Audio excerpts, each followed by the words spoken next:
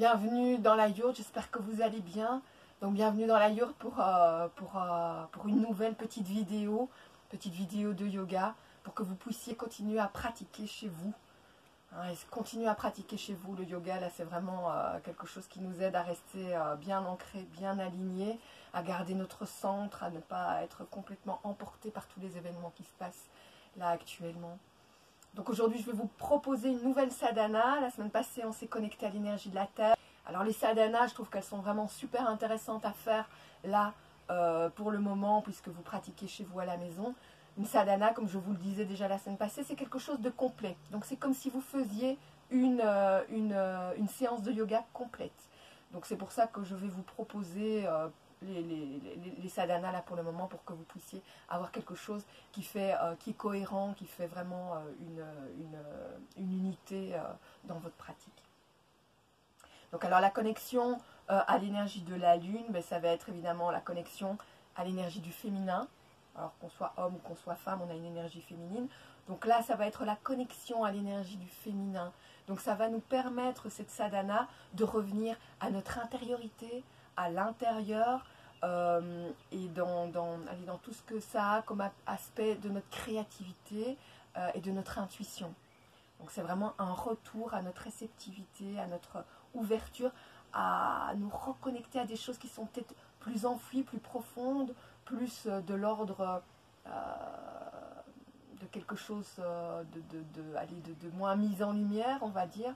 Donc oui, c'est vraiment tout ce qui est de l'ordre de l'intuition, de l'inexplicable, donc de l'ordre de la lune. Hein.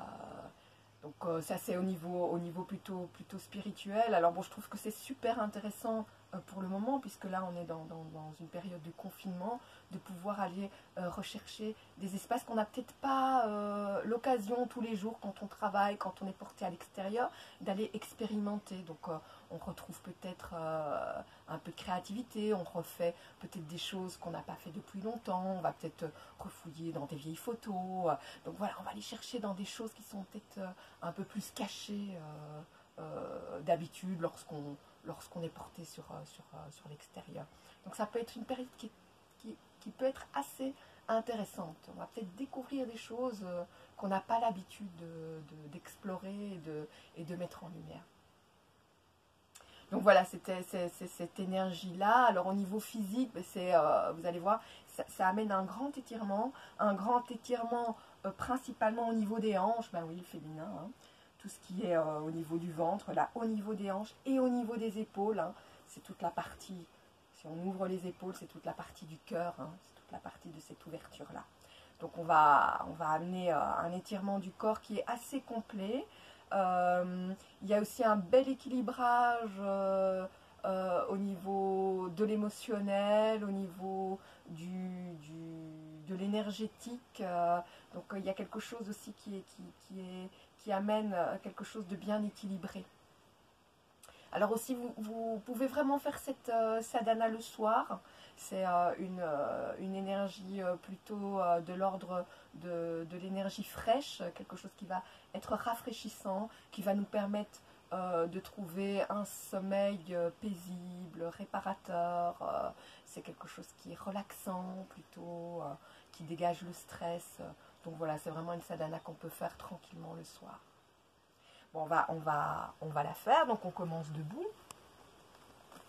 Alors toujours, hein, je le répète, sans arrêt, mais prenez le temps de vous installer dans cette posture debout qui est, on la prend tous les jours sans se préoccuper de ce qu'on est occupé à faire, alors que cette posture en soi, c'est déjà quelque chose. Le fait d'être debout, les pieds sur la terre et aligné, le corps tout aligné vers une érection pour aller vers le ciel. Donc prenez le temps, déjà, fermez les yeux. Prenez le temps de voir comment vous vous posez dans cette posture debout. Veillez à bien garder de la souplesse dans les épaules, bien de la souplesse dans les hanches et bien de la souplesse dans les genoux. Hein. Je vous rappelle que si vous bloquez les genoux, eh bien vous vous coupez de l'énergie de la terre. Donc gardez toute la souplesse dans votre corps. Et puis portez attention sur vos pieds et voyez comment vous avez posé le poids de votre corps sur vos pieds. Est-ce que vous avez plutôt le poids sur l'avant du corps, sur l'arrière du corps, sur la gauche, sur la droite. Et si c'est nécessaire, eh bien, répartissez bien le poids de votre corps sur vos deux pieds et sur la totalité de la surface de vos deux pieds.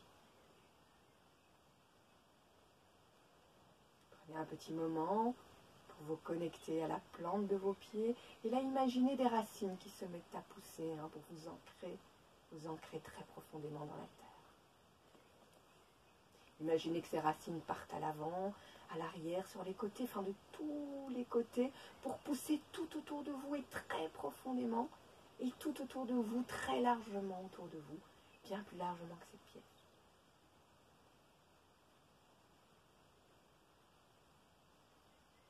Puis remontez virtuellement sur l'arrière de vos jambes, depuis les talons, remontez, et puis depuis le coccyx, à nouveau, vous allez imaginer une grosse racine, très puissante, très belle, qui va s'enfoncer profondément, très profondément dans la terre pour rejoindre le noyau terrestre.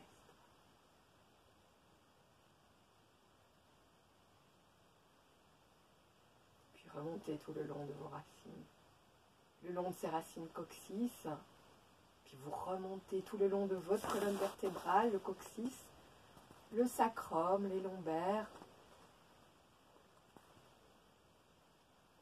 le milieu du dos, le haut du dos, toute cette colonne vertébrale qui s'allonge, qui se déploie, qui grandit, les cervicales, et puis au sommet de la tête, imaginez un ruban de lumière qui vous tire vers le ciel de manière très souple, très douce. Veillez bien à garder les épaules bien relâchées et en même temps bien ouvertes pour avoir toute la poitrine bien dégagée, la gorge bien dégagée. Donnez de l'espace à l'intérieur.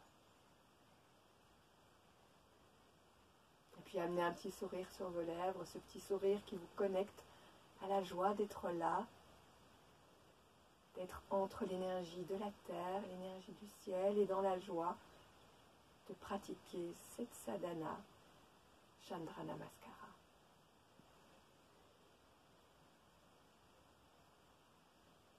Prenez chaque fois le temps qu'il vous faut pour se placer, pour vous placer dans vos sensations, dans votre corps, dans l'instant.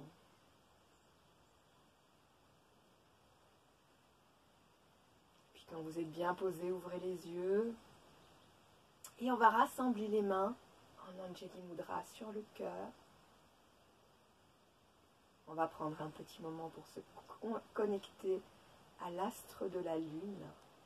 Visualisez la lune, une belle lune là. On en a eu une dernièrement, très grosse, très belle, très lumineuse.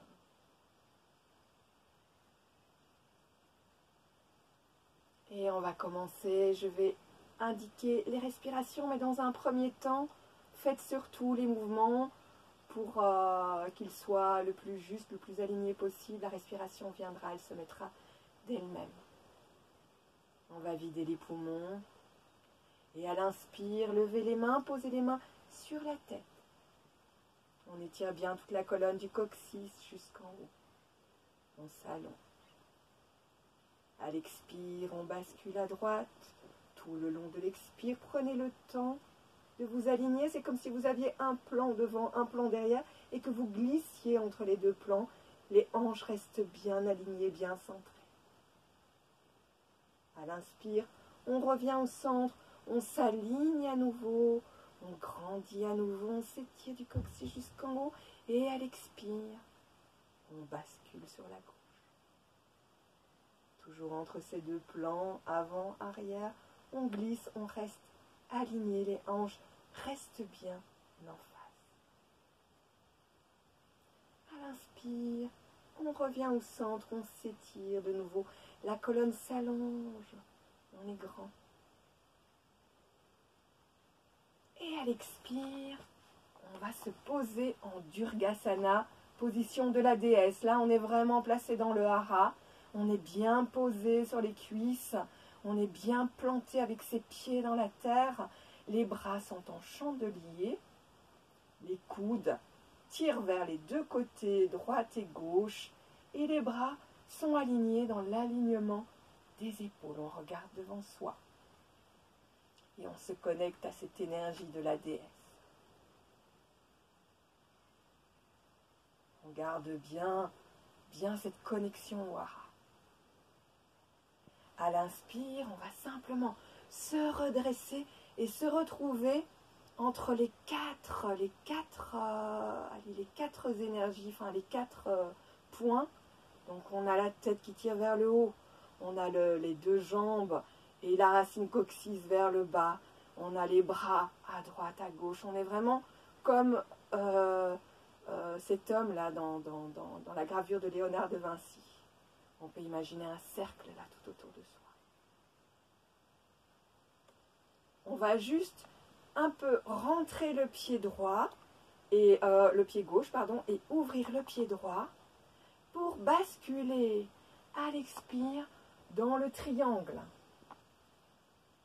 Hein? Trikonasana, on a déjà fait ensemble. On a la tête qui est dirigée, le regard est dirigé vers le haut. La main gauche, elle pointe vers le ciel. La main droite, elle pointe vers le sol. Et on a cette hanche-là qui tire à gauche et la tête qui tire à droite. On va inspirer. Et à l'expire, on revient vers la jambe. On va placer les deux mains derrière la tête. Les coudes sont bien ouverts. Et on essaie de se rapprocher un maximum de la jambe droite. Et le ventre, lui, il essaye de rester collé aussi à cette jambe droite.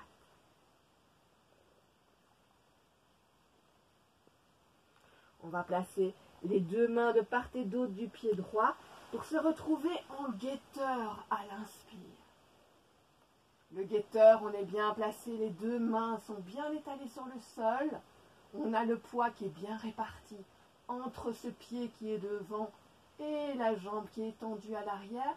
On veille à ne pas avoir le genou qui va au-delà du pied. Donc on a bien le genou à l'aplomb du pied. À l'expire, on va monter la main gauche qui va venir se coller à l'oreille gauche et on étire complètement, le bras est bien tendu, on étire complètement tout ce côté gauche.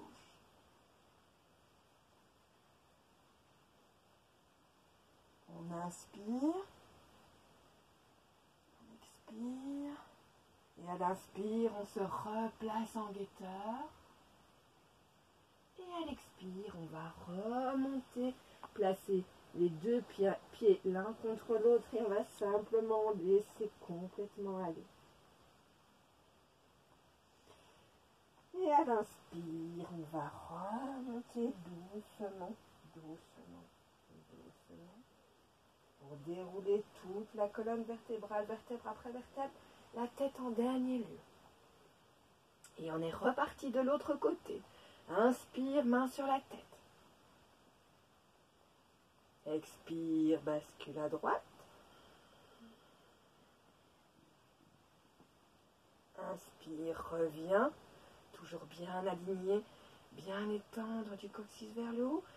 Expire, bascule à gauche. Prenez bien toute l'ampleur de la respiration. Hein. Surtout le plus lentement possible. Inspire, on revient au centre. On étire toujours du coccyx jusqu'en haut. Expire, Durgasana, la déesse. On plie bien les jambes. On est bien avec le poids. Là, on est bien en connexion avec le hara. On est une déesse. Inspire. On est comme dans la gravure de Léonard de Vinci. Entre toutes les directions. On va rentrer un peu le pied droit, ouvrir un peu le pied gauche pour à l'expire descendre en triangle. Là, on inspire. À l'expire, on va revenir vers la jambe, les deux mains derrière la tête, les coudes bien écartés. Inspire, les deux mains de part et d'autre du pied pour se retrouver en guetteur. Attention, genou bien au-dessus du pied. On regarde bien devant soi, on est un guetteur. Expire, on va monter le bras droit pour être vraiment dans un alignement, un étirement entre ce bras droit et la jambe droite.